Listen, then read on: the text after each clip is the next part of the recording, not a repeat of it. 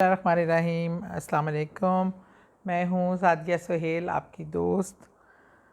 हमारे पास एक मसला और बहुत ज़्यादा आता है और आजकल बड़ा कॉमन हो गया। वो है घर में लड़ाई झगड़े और बेसुकूनी।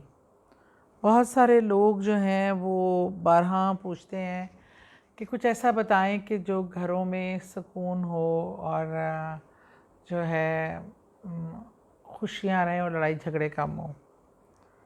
देखिए, सबसे पहले तो मैं बताऊं, इस मुआशरे में एक जो अदम बर्दाश्त है ना, एक दूसरे को बर्दाश्त ना करना।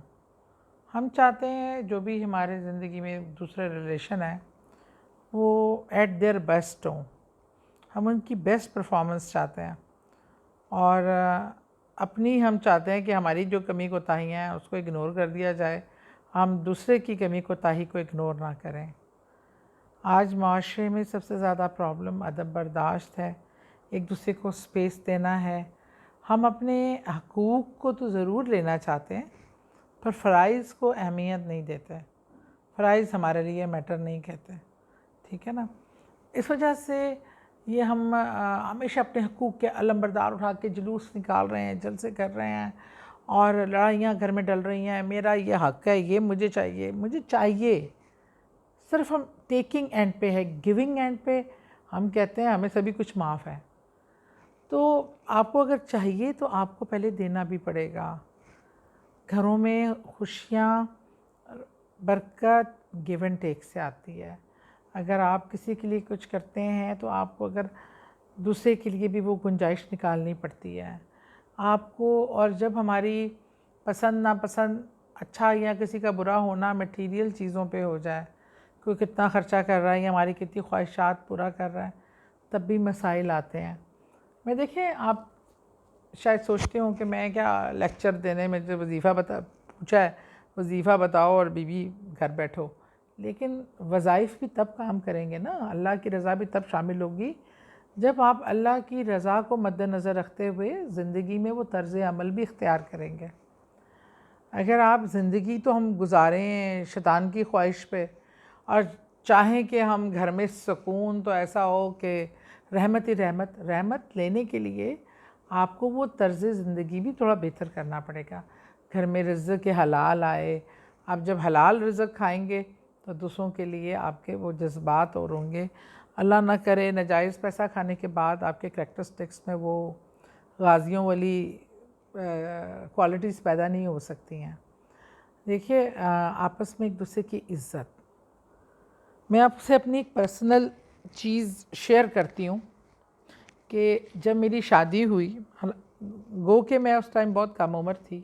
छोटी उम्र में हम कश्मीरियों में शादी ज़रा जल्दी हो जाती है, लेकिन मुझे एक चीज़ बहुत क्लियर थी।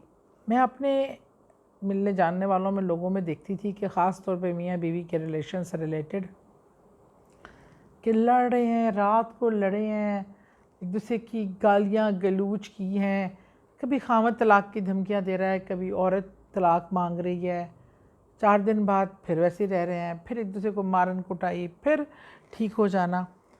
मुझे इस चीज़ से बहुत खौफ आता था और औरतें घर छोड़ के चली जाती हैं या बंदे निकाल देते हैं, सो मैनी अदर थिंग्स। मुझे ज़िंदगी में मेरी एक ज़िंदगी का एक रहा है, मेरे अब्बा ने भी हमेशा यही कहा कि बाअदब बामुराद, बेअदब बेमुराद।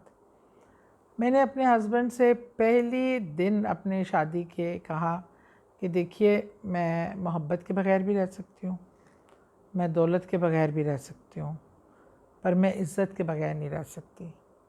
आप मुझे भले कुछ ना दें, लेकिन मेरी इज़्ज़त, ये रोज़ की तलाक की धमकी, ये घर से निकालना, ये मारन, उसके बाद फिर मैं शायद कभी ना इकट्ठे रह सकूं। तो खुदारा मेरी ज़िंदगी में से, हाँ, मैं हमेशा इज़्ज़त करती हूँ। मैंने तो घर, मेरी ज़िंदगी का असूल है कि हमेशा मैंने छोटा बड़ा, ना उम्र का ना रुतबे का, हर लिहाज से इज़्ज़त की है और करवाई है। मैं यही डिमांड करती हूँ और कुछ मुझे नहीं चाहिए होता। तो इससे घर में अब हमारे सौ इख्तलाफ़ात हो सकते हैं, हम कोई आसमान से नहीं उतरे हुए, लेकिन अगर बात भी की है तो इज़्ज़त और रिस्पेक्ट के दायरे में रहकर शोर शराबा, मारन कुटाई, ये मसलों का हल नहीं है। अपने ससुराल वालों से भी बहुत अच्छा रिलेशन लेकिन उसके बावजूद कोई भी बात इख्तिलाफ़ राय हो सकता है किसी से भी, बहन भाइयों से, लेकिन उसको तरीके को हल करने का बड़ा सही तरीका है, मतलब बैठ के गुफ्तगू करके। अच्छा, अब अगर आप तमाम इन सोशल चीज़ों को मद्देनज़र रखें तो आपके घर का सुकून वैसे भी बेहतर रहेगा, बरकरार रहेगा। लेकिन घर में कुछ अफराद गुस्से वाले होते हैं जो खामखाई झगड़ा मोल लेते हैं ये चीज़।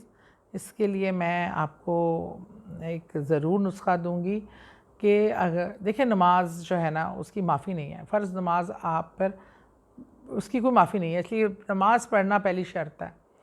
और अगर आपने वज़ाइफ़ करने हैं, खाली वज़ाइफ़ करने से मसला नहीं, इसमें नमाज भी कायम करना उतनी ही ज़रूरी है। नमाज कायम करें। सुबह का आगाज़ अगर आप फजर के वक्त उठे हैं वो तो बहुत अच्छा है।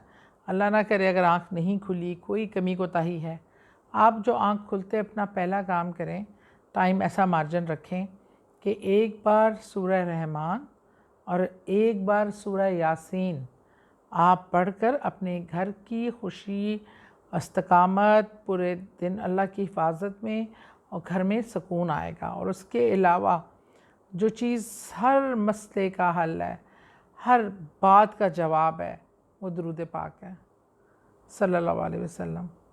दुरूद पाक जो आपको याद है, सल्लल्लाहु अलैहि वसल्लम पढ़ना चाहते हैं, दुरूद कदीमी है, इब्राहीमी, जो भी मेरे प्यारे रसूल सल्लल्लाहु अलैहि वसल्लम की शान में आप पढ़ना चाहें वो आप पढ़ते रहें। उससे दिल नरम होते हैं, उससे दुआएं कबूल होती हैं, उससे सीने में सुकून उतरता है, उससे आपकी रूह फ्रेश हो जाती है, उससे आपकी रूह पे से जो गंदगी लगी है ना वो साफ़ होती है, वो दिलों को मुनव्वर करता है। तो इसका कोई कोई दूसरा हल ही नहीं। इतना खूबसूरत है ये कि आप अपनी ज़िंदगियों में शामिल कर लें। फिर देखिए आपके घर में, आपके सीने में, आपकी ज़िंदगी में, आपकी रूह में, आपके दिल में कैसे सुकून, प्यार और खुशियाँ उतरती हैं। अल्लाह आप सबको सलामत रखे, हामी और नासिर हो। अल्लाह हाफ़िज़।